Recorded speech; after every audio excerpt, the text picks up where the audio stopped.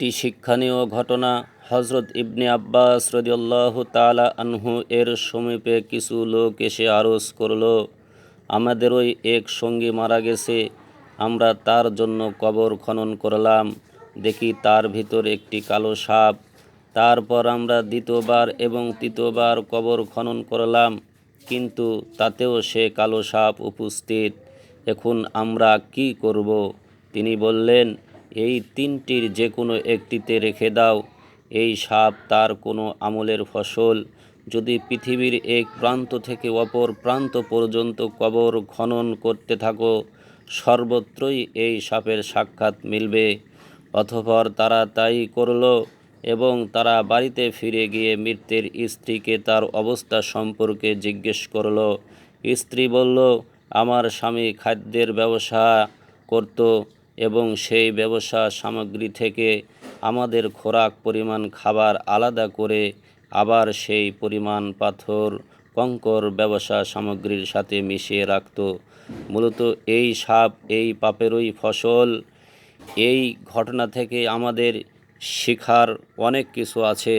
যদি আমরাও এরকমভাবে খাদ্যের মধ্যে ভেজাল দেই বা খাদ্যে ওজন কম দেই, তাহলে আমাদেরও কবরের মধ্যে এই শাস্তি হতে পারে। যেহেতু জমিন প্রত্যেক দিন প্রতিটি মানুষের জন্য 5 বার করে আহ্বান করে, হে মানুষ, আজ তুমি আমার পিঠের উপর হেঁটে চলছ, অথচ একদিন তোমাকে আমার পেটের ভিতর আসতে হবে। হে মানুষ, আজ তুমি আমার পিঠে বসে কত বিচিত্র খাবার খাও, অথচ একদিন আমার পেটের ভিতর তোমাকেই পোকামাকড় খেয়ে শেষ করবে। হে মানুষ, আজ তুমি আমার পিঠের উপর হাসি তামাশা করো, অথচ শীঘ্রই তুমি আমার পেটের ভিতর গিয়ে কান্নাকাটি করবে। হে মানুষ, আজ তুমি আমার পিঠের উপর আনন্দ চিত্ত, অথচ কাল তুমি আমার পেটের ভিতর থাকবে বেদনা ক্লান্ত। হে মানুষ, আজ তুমি আমার পিঠের উপর পাপাচার করে ফিরছ, অথচ আমার পেটের ভেতর কালই তোমাকে এর শাস্তি ভোগ করতে হবে।